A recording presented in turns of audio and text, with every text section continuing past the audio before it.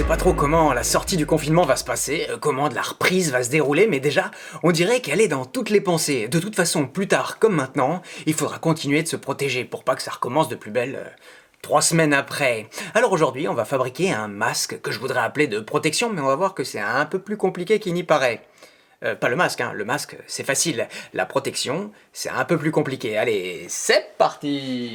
Et avant de commencer, je voudrais simplement te rappeler que le masque, ça empêche pas d'attraper le virus, hein. C'est mieux que rien.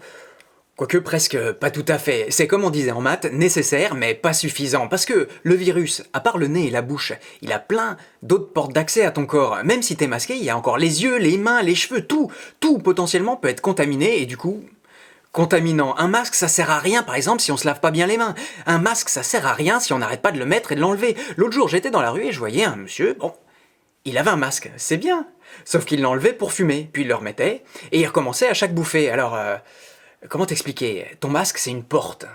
Mais ta porte, elle sert à rien si t'arrêtes pas de l'ouvrir et de la fermer. Ta porte, elle sert à rien si on peut passer sur les côtés. Tu m'entends bien? Alors on peut y aller.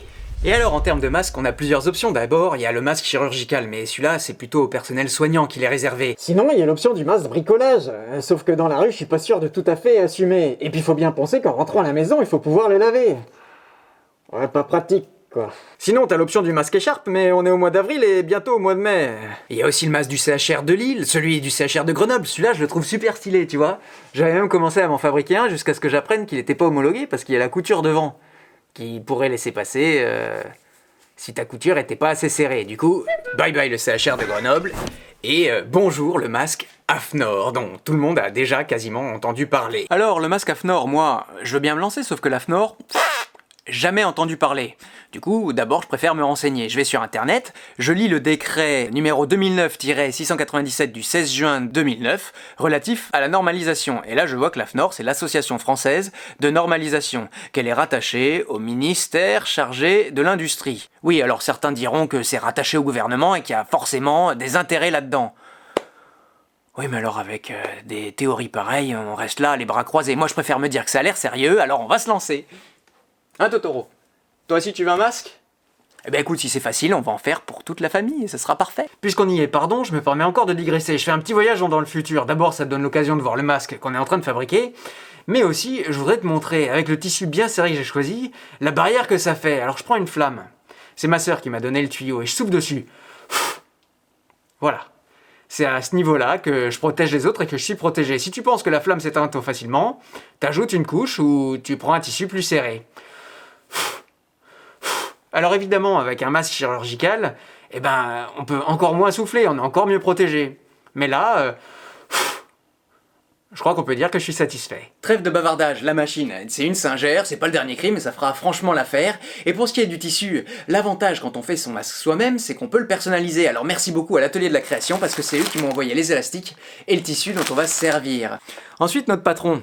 Moi, j'ai pas d'imprimante, alors je l'ai reporté sur une feuille de papier A4. J'ai tracé un carré de 20 cm par 20 cm et j'ai tiré des traits, tous les 2,5, sauf au milieu où ça fait 5.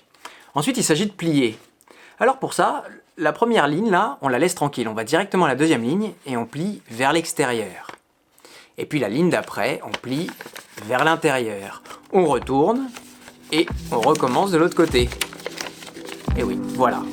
Comme c'est symétrique, voilà à quoi notre masque va ressembler. Pas très compliqué. Oui, le patron, moi j'aime bien, c'est une espèce de répétition générale avant de se lancer sur le tissu. Et alors, pour le tissu justement, avec mon patron, je coupe les carrés de tissu dont j'ai besoin, un pour l'extérieur, un autre pour l'intérieur, des carrés, comme je t'ai dit, de 20 par 20. Je les couds ensemble, face contre face, en commençant par les bords qui feront office de côté. Ensuite, on retourne notre bout de tissu et on le met de côté. C'est le moment de passer aux élastiques. Alors là, il y a deux options. Soit tu passes derrière les oreilles, mais moi j'ai choisi l'option qui fait tout le tour de la tête. Alors, je t'ai parlé des détails, tu vois, je l'ai déjà fait. Je me suis fait deux lanières. Une qui va autour du nez, et une autre qui passe sous la jugulaire. Tu vois? Et il y aura le masque au milieu. Comme ça, je suis bien maintenu. C'est parfait. Comment j'ai fait? Eh ben, c'est pas compliqué.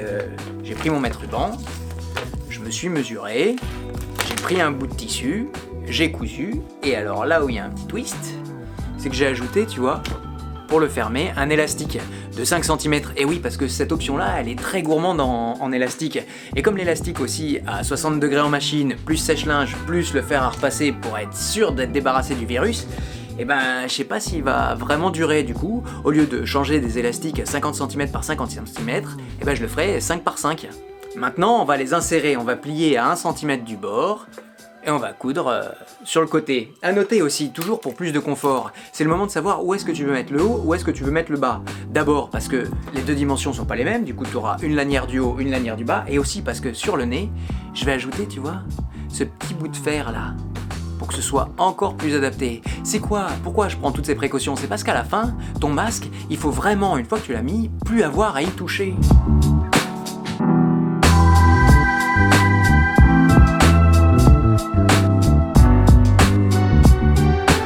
Écoute, génial, le coup des rubans avec les élastiques marche plutôt pas mal. Maintenant je reprends mon patron et je fais le plisser.